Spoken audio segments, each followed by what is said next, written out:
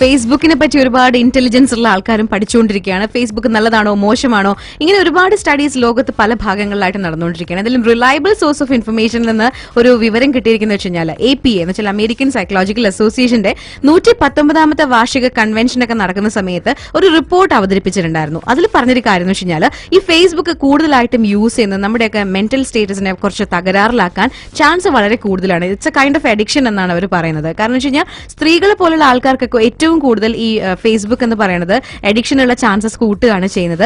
മാത്രമല്ല രാത്രി സമയത്ത് പോലും ഇവൻ 12 o'clock അല്ലെങ്കിൽ 1 o'clock പോലും രാത്രി എഴുന്നേറ്റ് നമ്മൾ പോസ്റ്റ് ചെയ്തിരിക്കുന്ന ആ ഫോട്ടോസ് അല്ലെങ്കിൽ നമ്മളുടെ അപ്ഡേഷൻസ് ഇതൊക്കെ കൃത്യമായിട്ട് ആരെങ്കിലും ലൈക്ക് ചെയ്യുന്നുണ്ടോ കമന്റ് ചെയ്യുന്നുണ്ടോ എന്നൊക്കെ അറിയാനായിട്ട് ആൾക്കാർക്ക് ഭയങ്കരമായിട്ടുള്ള ഒരു എക്സൈറ്റ്മെന്റ് കൂടുതലാണ്, ഒരു ആങ്സൈറ്റി കൂടുതലാണെന്നാണ് പറയുന്നത്. ഇത് മാത്രമല്ല നമ്മളൊരു ഫോട്ടോന് നമ്മൾ എക്സ്പെക്ട് ചെയ്ത രീതിയിലുള്ള ഒരു റെസ്പോൺസ് കിട്ടിയില്ല എന്നുണ്ടെങ്കിൽ അവർക്ക് ഭയങ്കര നിരാശയൊക്കെ ആവുകയാണ്.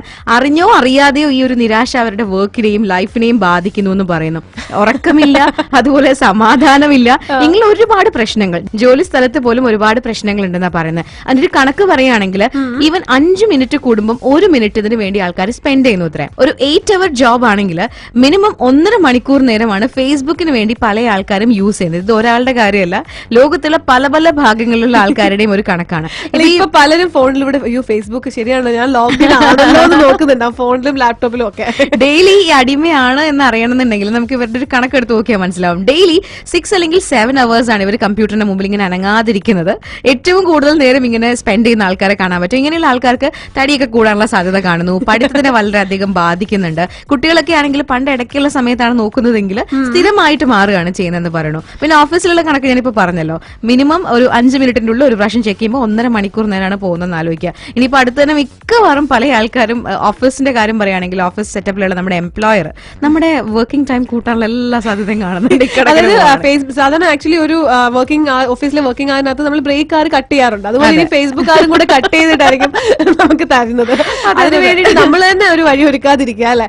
എന്തൊക്കെയാണെങ്കിലും അധികമായാൽ അമൃതും വിഷമാണെന്ന് നമുക്ക് ഓർക്കണം. വിഷമവുമാണ്. ഞാനും അത് ഓർക്കണം. ഫേസ്ബുക്ക് ഇന്റലിജൻസ് 8 വർഷമായി ദോഹ ഖത്തറിൽ ഇമിഗ്രേഷൻ ഡിപ്പാർട്ട്മെന്റിൽ ജോലി നോക്കുന്ന VM ഇബ്രാഹിം ആണ് ഇന്നത്തെ അവസാനത്തെ ഗായകൻ. അദ്ദേഹത്തിന്റെ കുടുംബം ഒരു സംഗീത കുടുംബമാണ്. 2 സഹോദരന്മാർ സംഗീത രംഗത്തുണ്ട്, VM റഹ്മാനും അബൂബക്കറും. അവരിൽ നിന്നും പ്രചോദനം കൊണ്ടിട്ടാകണം ഇബ്രാഹിമും ഒരു ചെറിയ ഗായകനാണ്. ഭാര്യ സാജിദ ജൂനിയർ യേശുദാസ് എന്ന് വിളിക്കുന്ന ഇബ്രാഹിം ഇന്ന് ആലപിക്കാൻ പോകുന്നത് മേഘം എന്ന ചിത്രത്തിൽ യേശുദാസ് പാടിയ ഞാനൊരു പാട്ട് പാടാം എന്ന ഗാനമാണ്.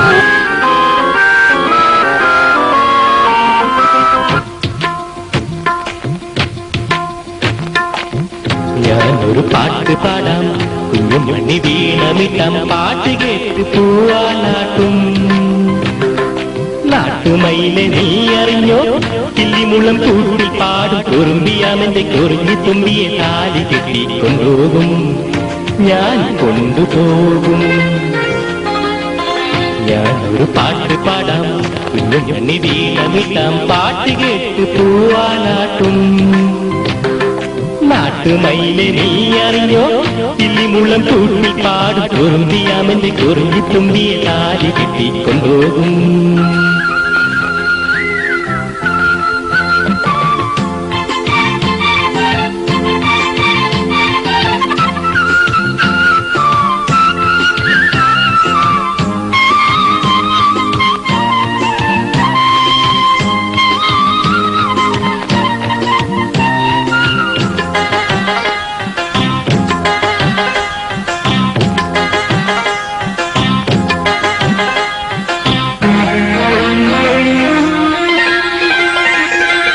പഞ്ചമിരാവുദിക്കാർ പുഞ്ചിരിക്കും പാൽപ്പുഴയിൽ കുഞ്ഞു തോണിയും തുഴഞ്ഞരികിൽ വന്നു നീ. ചന്ദ്രമുള്ള ചാന്ത് തൊട്ടും ചെണ്ടുമല്ലി മാറിലിട്ടും പൊൻവിളക്ക് പോൽ മുന്നിൽ തൂത്തു നിന്നു നീ. അല്ലിമുല്ല തൂവ് ചൂടി ചുണ്ടിൽ മൂളിപ്പാട്ടുമായി, അല്ലിമുല്ല തൂവ് ചൂടി ചുണ്ടിൽ മൂളിപ്പാട്ടുമായി, എന്നുമെൻ തോഴിയായി നീ വരില്ലയോ. ഞാനൊരു പാട്ട് പാടാം, കുഞ്ഞുമണി വീണമിട്ടാം, പാട്ട് കേട്ട് പൂവാനാട്ടും.